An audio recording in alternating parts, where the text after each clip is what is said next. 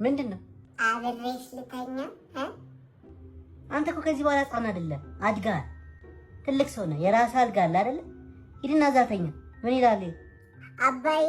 በጣም ትልቅ ሰው አይደል እንዴ እሱ? ታዲያ ለምንድን ነው የራሱ አልጋ ላይ ማይተኛው? ለምንድን ነው ከአንቺ ጋር የሚተኛው? ነው እሱ ስለሚያንኮራፋ ነው ከአንቺ ጋር የሚተኛው? እኔም እኮ በጣም ማንኮራፋት እችላለሁ።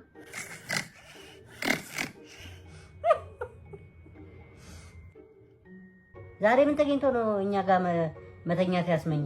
ህፃናት እንዴት እንደሚመረቱ አወቅኩኝ። እሺ እባክህ እንዴት ነው አሉ? እናትና አባት ማለት ነው አልጋ ላይ ወጥተው ሲባባሉ ነው ህፃናት የሚመረቱት።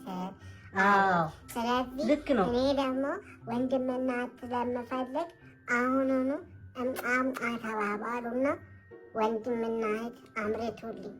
ይኸውልህ በኋላ ሰው መታኝ ሴጣን መታኝ እንዳትል። ምን አለበት? ብቻ እኮ ነው። እሺ ዞራ ዙር። እሺ